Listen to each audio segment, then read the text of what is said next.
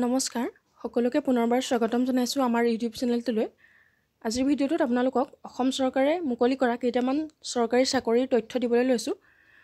অসম চৰকাৰে 2025 চনত বহুতকেইটা নতুন ৰিকুৱাৰমেণ্ট ইতিমধ্যে মুকলি কৰি দিছে আৰু তাৰ ভিতৰত আপোনালোকক কেইটামান পোষ্টৰ বিষয়ে মই অৱগত কৰিবলৈ লৈছোঁ আৰু ভিডিঅ'টোৰ মাজত সকলোখিনি তথ্য ইয়াত আলোচনা কৰা হৈছে আৰু আপোনালোকে 50 বছৰ বয়সলৈকে এই পোষ্টসমূহত এপ্লাই কৰিব পাৰিব। তেনেহ'লে দেৰি নকৰি আহক আজিৰ ভিডিঅ'টো আৰম্ভ কৰোঁ। টোটেল নংছ অফ পোষ্ট হৈছে 367টা, মানে 367টা পোষ্ট আছে ইয়াতে আৰু কেটেগৰী ৱাইজ ভেকেঞ্চি হৈছে URত আছে, মানে আনৰিজাৰ্ভ কেটেগৰীত আছে 191টা, SCত আছে 30টা, ST Pত আছে 42টা, ST Sত আছে 20টা, PWত আছে 5টা, OBC MOBCত আছে 79টা।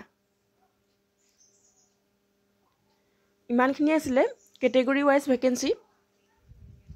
ইয়াৰ পাছতে ডিষ্ট্ৰিক্ট ৱাইজ ভেকেঞ্চিখিনি দেখুৱাই দিছোঁ, মানে কোনটো ডিষ্ট্ৰিক্টত কিমানটাকৈ পোষ্ট আছে আপোনালোকে চাই লওক।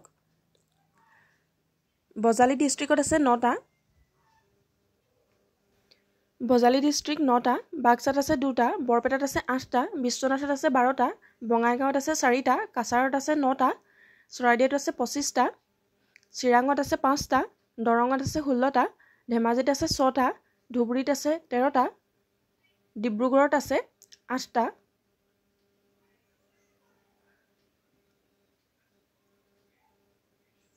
আৰু ডিমা হাছাওত আছে 11টা, গোৱালপাৰাত আছে 4টা, গোলাঘাটত আছে 13টা, হাইলাকান্দিত আছে 9টা, হোজাইত আছে 13টা, যোৰহাটত 15টা, কামৰূপত 10টা, আৰু কামৰূপ মেট্ৰত আছে 22টা, কাৰ্বি আংলঙত আছে 12টা। আৰু ইয়াৰ পাছতে কোকৰাঝাৰত আছে 9টা, লখিমপুৰত 8টা, মাজুলীত 6টা, মৰিগাঁৱত 14টা, নগাঁৱত 11টা, নলবাৰীত 10টা, শিৱসাগৰত আছে 3টা, শোণিতপুৰত 16টা, চাউথ চালমাৰত আছে 26টা, শ্ৰীভূমিত আছে 12টা, আৰু তিনিচুকীয়াত আছে, মানে তিনিচুকীয়া জিলাত আছে 15টা, ওদালগুৰিত আছে 5টা, ৱেষ্ট কাৰ্বি আংলঙত আছে 6টা। আৰু ইয়াৰ পাছতে আপোনালোকৰ এই পোষ্টকেইটাৰ চেলাৰীখিনি দিয়া আছে। আপোনালোকে এই পোষ্টকেইটাৰ বাবদ 14,000ৰ পৰা 70,000 চেলাৰী লাভ কৰিব। বহুত এটা ভাল পে'মেণ্ট হয় আপোনালোকৰ বাবে, সোনকালে এপ্লাই কৰি লওক। আৰু আপোনালোকৰ ইয়াতে গ্ৰেড পে'ও 6,200কৈ লাভ কৰিব পাৰিব।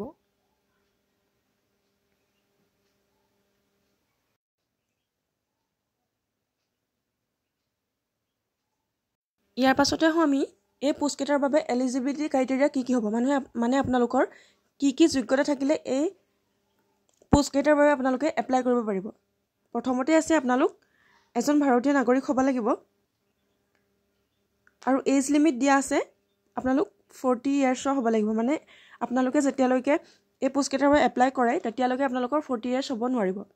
আৰু ৰিলেক্সেশ্যন দিয়া আছে, OBC আছে 3 ইয়াৰ্ছ ৰিলেক্সেশ্যন, মানে OBC সকলে 43 বছৰলৈকে এপ্লাই কৰিব পাৰিব, ST সকলে 5 বছৰ ৰিলেক্সেশ্যন, আপোনালোকে 45 বছৰলৈকে এপ্লাই কৰিব পাৰিব। আৰু ST P আৰু ST Sত 5 ইয়াৰ্ছ দিয়া আছে আৰু PWD 10 ইয়াৰ্ছ দিয়া আছে, মানে ST P যিসকল আছে তেওঁলোকে 45 বছৰলৈকে এপ্লাই কৰিব পাৰিব আৰু PW সকলে 50 বছৰলৈকে এপ্লাই কৰিব পাৰিব। ইয়াৰ পাছতে আপোনালোকৰ এমপ্লয়মেণ্ট এক্সচেঞ্জৰ ৰেজিষ্ট্ৰেশ্যন কৰা হ'ব লাগিব, মানে আপোনালোকৰ যিটো সকলোৱে এমপ্লয়মেণ্ট এক্সচেঞ্জৰ কাৰণে ৰেজিষ্ট্ৰেশ্যন কৰিছিলে তাৰ ৰেজিষ্ট্ৰেশ্যন নাম্বাৰটো ইয়াত দৰকাৰ হ'ব। আৰু এডুকেশ্যনেল কোৱালিফিকেশ্যন দিয়া আছে। এডুকেশ্যনেল কোৱালিফিকেশ্যনত আপোনালোক গ্ৰেজুৱেশ্যন পাছ কৰা হ'ব লাগিব, আপোনালোক গ্ৰেজুৱেট হ'ব লাগিব, তেতিয়াহে এই পোষ্টকেইটাৰ বাবে এপ্লাই কৰিব পাৰিব। আৰু কম্পিউটাৰ নলেজ থাকিব লাগিব আপোনালোকৰ।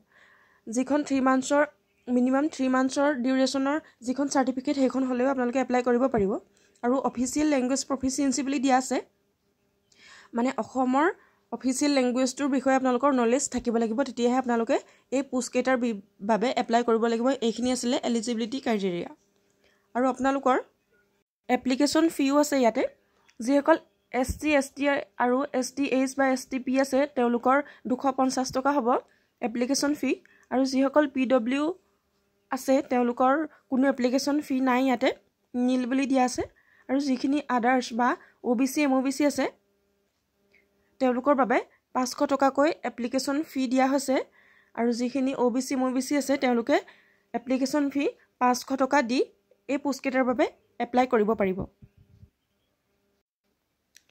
আৰু ষ্টেজ 1ত আছে আপোনালোকৰ যোনটো প্ৰচেছৰ এক্সামটো হ'ব তাৰ বিষয়ে কোৱা হৈছে ইয়াত নেম অফ টেষ্ট হৈছে কমন ৰিটেন টেষ্ট আপোনালোকৰ এটা কমন ৰিটেন টেষ্ট হ'ব আৰু ইয়াৰ টাইপ অফ কুৱেশ্যন হ'ব OMR বেছড অবজেক্টিভ কুৱেশ্যনছ আপোনালোকৰ OMR বেছড কিছুমান অবজেক্টিভ কুৱেশ্যন আহিব যিটো টেষ্ট হ'ব তাতে আৰু ডিউৰেশ্যন হ'ব 2 আৱাৰ্ছ 2 ঘণ্টাৰ বাবে পৰীক্ষা হ'ব আৰু টোটেল মাৰ্কছ থাকিব 120 মাৰ্কছ 120 নম্বৰ থাকিব আৰু ইয়াত নিগেটিভ মাৰ্কিঙো থাকিব আপোনালোকৰ প্ৰতিটো কুৱেশ্যনৰ বাবে 1 নম্বৰকৈ লাভ কৰিব আৰু প্ৰতিটো ভুল কুৱেশ্যনৰ বাবে আপোনালোকৰ 0.25 কৈ নম্বৰ কটা যাব মানে 4টা প্ৰশ্ন ভুল হোৱাৰ বাবদ আপোনালোকে 1 নম্বৰ হেৰুৱাব লাগিব মানে 1 নম্বৰ মাইনাছ হ'ব তাৰ পৰা এইখিনি আছিলে নিগেটিভ মাৰ্কিং বাকি এক্সামবোৰৰ দৰে একেই নিগেটিভ মাৰ্কিংটো আপোনালোকৰ যেনেকৈ 4টা প্ৰশ্ন ভুল হ'লে 1 নম্বৰ কটা যায় ইয়াতো সকলোখিনি একেই আৰু আপোনালোকৰ একেবাৰে শেষত এটা ভাইভা ভোগ হ'ব মানে ভাইভা টেষ্ট এটা হ'ব তাত থাকিব 15 নম্বৰ আপোনালোকৰ ভাইভাটোৰ